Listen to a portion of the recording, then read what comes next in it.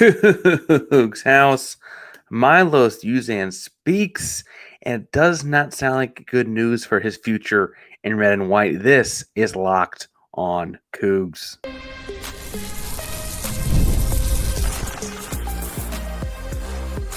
You are Locked on Coogs, your daily podcast on the Houston Cougars, part of the Locked On Podcast Network, your team every day. Welcome to Locked on Coogs, the daily podcast all about your Houston Cougars. I'm your host, Houston-born teacher and coach Parker Ainsworth. And whether you're a Houston fan or just a hater who came to stop by, thank you for making Locked on Cougs your first listen of the day. Appreciate making space to listen each and every day here at Locked on Cougs as an everydayer that you are. If you want to join the conversation but you don't know what to say, tell us in the comments down below if you consider goldfish animal crackers. Think about it, then answer. Today's show is brought to you by Monarch Money. We'll talk more about them and the fun you can have over there keeping track of all things and building some wealth later. But first things first, we're going to talk about building wealth for Milos Uzan in the NBA and why things may be leaning that direction.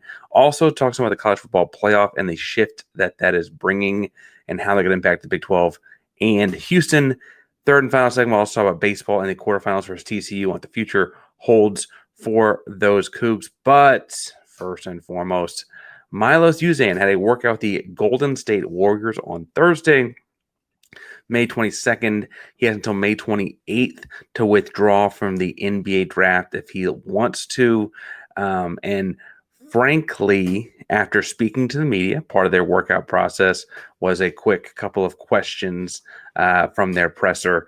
It did not sound good for his future returning to Houston. When asked about workouts, he said that is the sixth NBA team that he's had an individual workout with. I believe I also saw that he worked out with San Antonio, amongst a handful of others. And then he also had, obviously, the NBA Draft Combine, where he performed really, really well in the drills, had some shaky moments in the scrimmages. And the quote, I think, sticking with people afterwards is in the media availability, where after what sounded like a great workout for Milos, on all accounts. You ask Warriors people, you ask Houston people, you ask people that were there at the presser, frankly, Milos himself, sounding really, really well. Milos said, quote, "I think I had a pretty good year.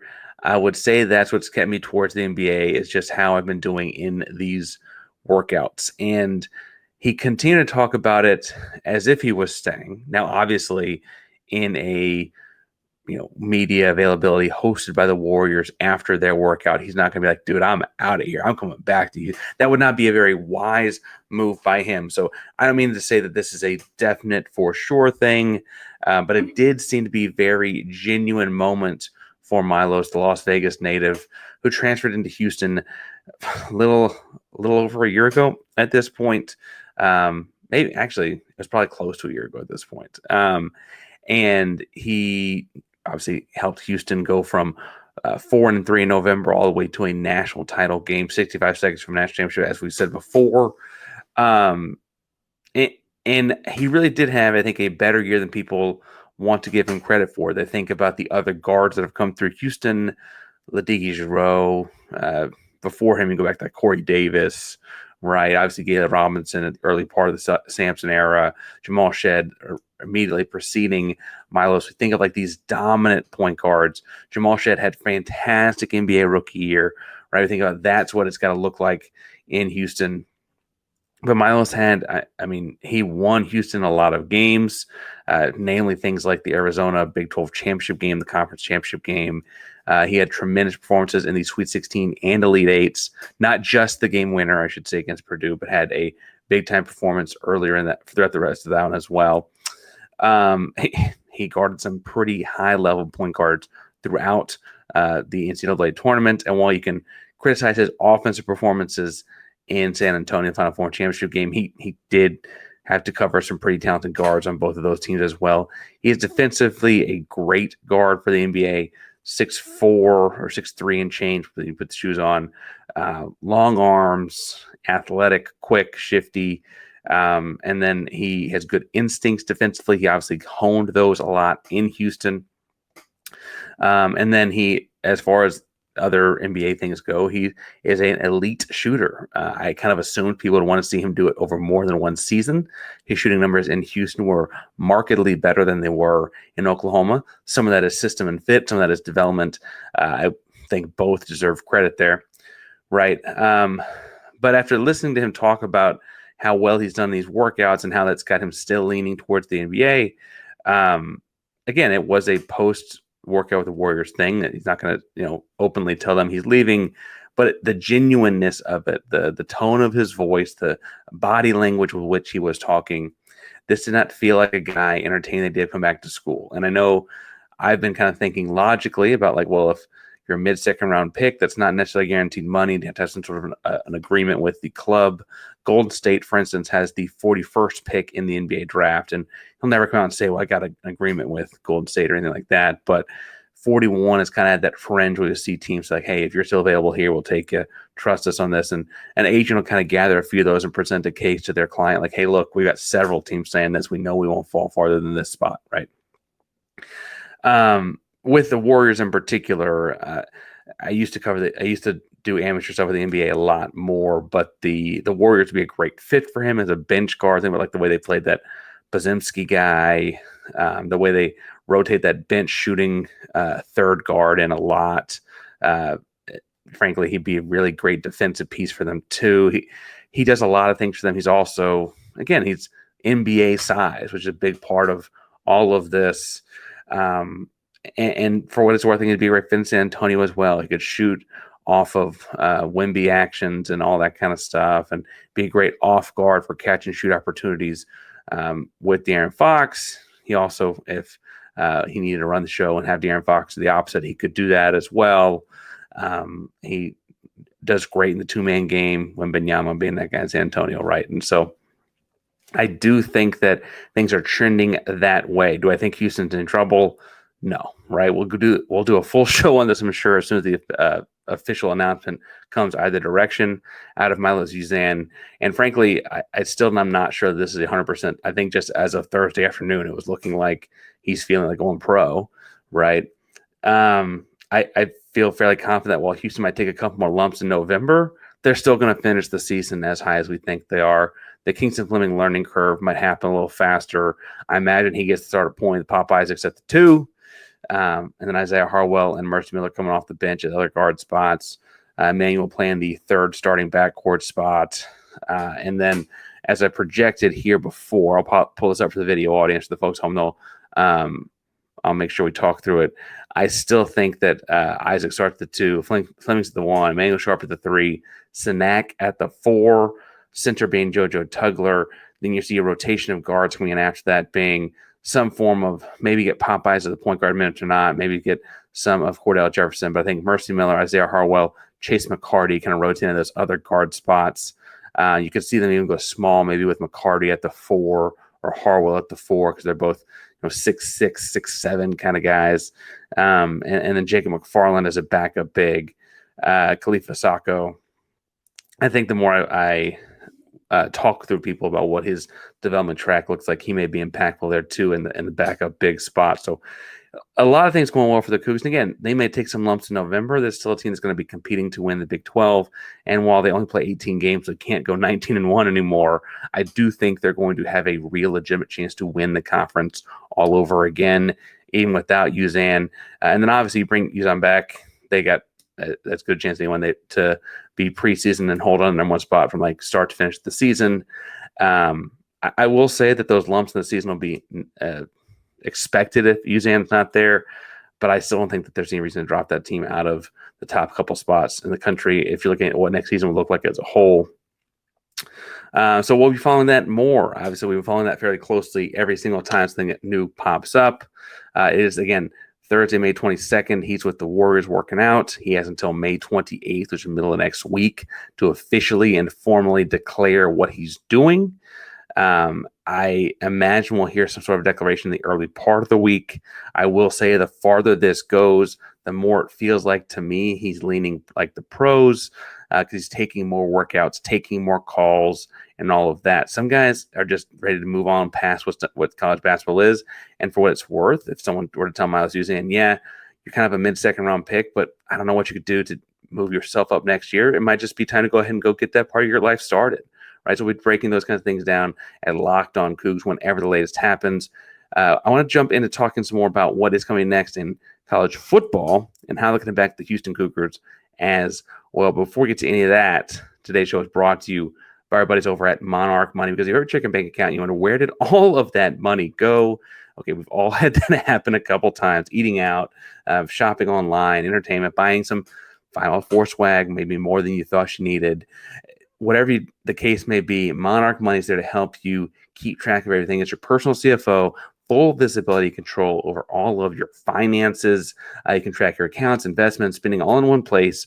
Very simple app, simple dashboard, all right there in front of you. Again, I'm a teacher, I'm a coach, I'm a podcaster. We've got my wife's gigs too. Like, all those things happen in one singular spot.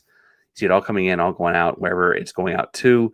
You can stop just managing your money and start building wealth with the insights from Monarch Money. So take control of your finances with Monarch Money. Just go Locked On College at checkout for monarchmoney.com for 50% off of your first year. That's monarchmoney.com with code Locked On College for half off of your first full year. Parker Andrews, Locked On Cougs here, talking about Houston Cougars in the college football playoff. Okay, I don't mean to get ahead of ourselves, but some major changes are happening in the college football playoff in a way that will, I think, impact the future of this program. We have talked for a long time at this point about how Fritz has been leading the program in the right direction for about 18 months, looking for a big step forward with Connor Wegman under center this fall. I guess he'll be in the shotgun a lot, but you get the drift there, right? Keyshawn Henderson, the number one player in the state of Texas, coming in the class 2026 as well, indicates that things are going to continue to move forward for the Houston Cougars, right? So these college football playoff things are things to keep an eye on. And what the College Football Playoff Committee officially started deciding yesterday, earlier this week, is that they're going to straight seed the top 4 seats. Now, what that means is that the top 4 seeds as chosen will get 1, 2, 3, 4, and then the bye. The key difference here between that is and what it has been is the previous iteration, as they just ranked 1 through, actually they went well past 12, but they went 1 through 25, and the top 4 conference champions got a first round bye. And last year, one of those was Arizona State, who was actually not in the top 10 nationally, but did get to have a bye and get into the second round of the college football playoff because of that, right? They won that second round game. I guess I should point out Boise State benefited from this as well. From that conference championship game or conference championship win, they got the bye. They got to play University of Texas in the second round and took SEC powerhouse Texas or whatever, right, all the way down to the wire, an overtime game that really came down to, is that a catch or not catch by Matthew Golden, former Houston Cougar Matthew Golden. And what's fascinating about that is, like, Texas also plays Georgia down to the wire in the SEC championship game. And I know that sports are not always a transitive property kind of thing, but it feels like you're just splitting hairs between the way those overtime close games went, right? Arizona State, though, was ranked so much further back than Georgia and Texas that in the current model, they would have had to play a road game against Ohio State just to get that opportunity, right? And that feels, frankly, like it invalidates a lot of conference championships, because the way this is going to go, I'm going to go ahead and spoil a surprise here for you, is the top 4 is going to be some combination of Big Ten and SEC teams. It's not going to be just conference champions. It's not even necessarily going to be that the Big Ten or SEC champ gets preference over the second place team in the other conference, but the top 4 is going to be some combination of those 4, and it's absolutely bananas that you can be second or third in your conference when there are so few regular season games played and somehow get a bye just because the logo patch on the side of your jersey, right? Now, I'm not saying that the SEC does not have high-end talent at the top of it, but the middle of the SEC is the middle of the SEC, and the middle of the SEC is not a lot different than the middle of anything else, and that's what we continue to see across both seasons. The hypothetical game is a very common deal we do with the SEC every year, right? And what's interesting to me here is that this feels like it's basically because Boise State and Arizona State did take those 2 spots last year. And, you were inches away from Arizona State beating Texas in that game. And from a TV dollar and revenue standpoint, while this is not the reason they will ever say it, it does feel kind of wonky that you would be losing out on those TV dollars, right? Now, I I don't mean to say this as a super cynic that is saying it's just about the dollar value, although it really does feel like that. I think what's happening here, though, is that the SEC wants to guarantee that for their own bottom line, because there are conference-wide incentives for having a national champion, that the entire conference stands to benefit from dollars and cents standpoint for having a national champion. The SEC and the Big Ten, with their dollars they're bringing in, want to guarantee they have more shots at it, more bites at the apple, so to speak, right? And so what they're doing with this is dictating those terms by saying, okay, we are pretty confident that the two of us, the Big Ten and the SEC, will have the top 4. And so we're going to make sure that logistically, it just makes logical sense that they'd be seeded 1 through 4, right? As opposed to having these conference champions bounce around and right? But what's problematic for Houston is that as a Big 12 member, let's say Connor Wegman has a Heisman candidate kind of year next year, and Houston don't go undefeated. They go 10-2 and win the Big 12. That's probably a 6th or 7th place overall kind of thing. If that's a 10-2. If it's more like 9-3, it might be more like an 11th, 12th place kind of thing, right? Because that's where we saw Arizona State last year in a very similar spot. Sam Levitt and Cam Scatabo led that team, electric offense, all the fun stuff there, right? But they got to get a bye because they won the Big 12. That's a very realistic outcome for Houston in a top end kind of year. Now, obviously, it's probably more realistic that they're flirting with bowl games and those Big 12 championship kind of things are further down the line.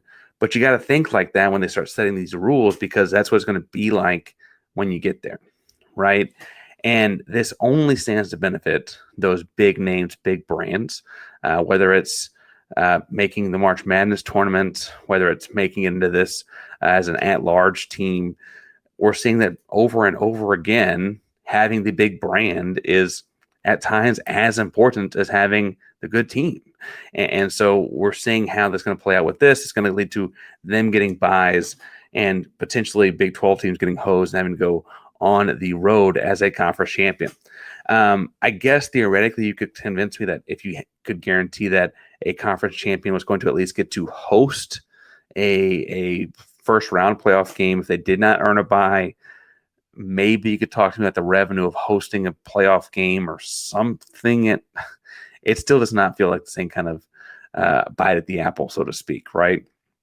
And so I almost feel like with this being where where they're going, right? This being the thing they're going with, you have to have an agreement in place to kind of reverse course from what I would have said before, and that is to have the automatic bids with a handful of at large and fight like hell to get the second Big 12 automatic bid in there. Because as it stands, last year, the Big 12 was better than the ACC, but the ACC got 2 bids and the Big 12 got 1. Right now, had Boise State not had the magical year they had, you probably have a second Big 12 team in, but there's no guarantee you do. And so to make sure you at least get a couple of Big 12 bites of the apple, if they're going to try and seed it like this to screw you over, I think you've got to fight to at least get that second one in. I previously thought you'd just fight like hell and not have any automatic bids, because I think ultimately that's actually the most fair thing. Automatic bids for anything feels ludicrous. It's just a way to make sure they get more SEC teams in. And frankly, if an SEC team can't get in without the automatic bid, if they're all at larges, theoretically the best teams would get in. If they're really the best team, they should get in anyway, right? I digress. I just worry about ultimately seeing the Big 12 kind of continue to get squeezed here. And so that's where I feel like Big 12 would be going with this is like, okay, if you're going to say that, then we have to have at least 2 teams in with a chance to get a third in as an at-large. And we're not taking no for an answer on that. We want as many Big 12 teams in as possible, because you're going to tell us that our conference championship is apparently not worth what it used to be, which for what it's worth, that Texas team that nearly won the SEC this year was a Big 12 team a year ago. People tend to forget that. And then they almost lost. Again, inches away from losing to a Big 12 team in the second round of the playoff this year. But I digress. Speaking of coming up a little short, let's talk about Houston Cougar baseball in just 1 second.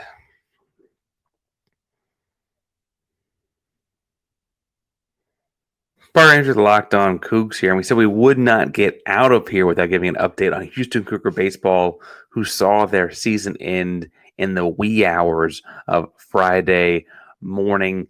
They played TCU in the quarterfinals after a big upset pulled in the first round of the Big 12 tournament. And honestly, I think they had good reason to feel good about themselves. Antoine Jean, honestly, not having to pitch in the opening round meant he was going to be available in relief. Big 12 pitcher of the year, available in the quarterfinal. Did not seem to matter. They brought Jean in the second inning, and frankly, they were down 1-0 at the time. Guys on base, and a wild second inning ultimately made it not matter. I don't think Whitting could have imagined, head coach Todd Whitting could have imagined bringing Jean into the bottom of the second inning, down just 1 with 2 on. Was going to mean he left the inning down 5. Couple errors, throwing errors, and ultimately TCU's aggressive base running put the pressure on Houston's fielding and throwing efforts, and led to a bunch of errors, and really kind of made this game out of reach pretty early on. For instance, Houston did lose. Get this number right here, 7-1, and it was the final. But Jean only gave up 2 earned runs in his 4 innings. That's pitch of the year kind of stuff, obviously, with the fielding going on behind him as well. But not a great TCU game. I think it was emblematic of a lot of second and third games Houston had in series this year, where they would show up and win the first game of a weekend series against a Big 12 opponent, but drop the next 2 in blowout fashion. This was 7-1, and it never even really felt that close. TCU had a lot of hits in this game. They didn't have to play the bottom of the 9th, and TCU had, 10 hits. It's not great. It's not great. And I look at that honestly, and I think, well, some of that is making a bad throw here, making a whatever. Let's say that, like, Houston baseball is not, I think, where people want it to be, and not where it could be given the locale. You did have a Big 12 pitcher of the year. You did win a game in the Big 12 tournament. Those are both things you could not have said a year ago. A year ago, you did not make the Big 12 tournament, right? And really, you played TCU, who's going to potentially host a regional in the larger tournament, the NCAA postseason tournament. TCU is good. They've won this Big 12 conference a lot. I know Houston's in their second year in the conference. TCU has won this conference a lot. Outstanding freshman at TCU. You ran into a juggernaut of sorts in the second round. That's the way it goes sometimes. However, you do hope to keep it competitive. Yes, Chris Klein was out of concussion. We found out Trey Broussard has a hammy issue, and he did not play in that one. Your catcher, Kenny Jimenez, he took a ball off, I think it was his shoulder. Anyway, he left the game pretty early on. That's 3 decent bats that you did not have in this one. You spent a lot of the year without Chris McGinnis, who ended up showing back up for this tournament, or Connor McGinnis, anyway, showed up back up for this tournament, but you lost his bat for most of the season, so it hit your seating. Xavier Perez didn't have a great last couple weeks, but he was kind of the only consistent thing you had for so much of the season. Honestly, it was just kind of that up and down season with health. Good teams find ways to fight through that, though. I think I have a little bit different kind of season. I will say, though, that I think Houston surprised everyone, myself included, by pulling off the win over Kansas State in the opening round. That is not something to just like sneeze at or scoff at, given the difference between those 2 teams throughout the year. Houston did win, I believe it was 30 games this season, made the tournament, had the pitcher of the year, had some injuries that, maybe could have put more runs up if those guys were in the lineup. Maybe you don't have the errors in the game if those guys are on the field, right? I think a lot of people want Todd Whitting and out. They want a reset of the program. And I don't mean to say that what happened this year is acceptable level of baseball. I don't mean this by that stance at all. I don't know that that's what's going to happen for a guy with 1 year left on his contract. The two coaching changes Houston's making this year were both coaches that had seasons that were well below what the baseball program just put out. They also, for what it's worth, were letting coaches just hit the end of their contract and not be renewed. Neither of those things would be what happened with Houston. Houston in baseball got better from last year this year, whereas softball and women's basketball, they were just as bad. And so I think that works in Whitting's favor. I also think that he could talk about the injury luck they had this season. He could point to having a pitcher of the year in the conference and the publicity that brought the program. And so I think that we're in for another year of Todd Whitting here at the program head. And ultimately, the best thing for the program would be for him to figure it out and have success. They had success in previous, albeit smaller, baseball conferences earlier on in his tenure. And so I don't think that that's completely an impossibility. Frankly, I think there's a way that Houston Cougar baseball with a healthy lineup looks like a similar kind of or stylistic baseball team to what you saw at TCU tonight, where they were aggressive on the base paths and really put the pressure on the defense to make plays, and plays that the Houston defense couldn't make, right? And can you argue that you'd had a different season with those happening? Maybe. I've been prefacing this and kind of getting to this. I would be really surprised. I'm not saying I'd be unhappy, but I would be very surprised if Todd Whitting was let go of in the next couple of weeks. I think what they're going to do is they're going to let the contract right out and say, okay, you got a little bit better between year 1 and 2 in the Big 12. We got to get a little bit better at least again between year 2 and 3, and we got to keep moving this thing forward. We're going to have a real problem, right? And that's where I think things will go. Whatever the case may be, whether it's Todd Whitting, whether it's the Milos Uzan trek, whether it's the football roster construction across sports, if we finally hire a softball coach, big signings in basketball, whatever it is, we're breaking it all down here at Locked On Coogs. Hit subscribe and hit the bell so you know that we're live. Locked On Coogs is a proud member of the Locked On Podcast Network. That means your team every day. Go Coogs.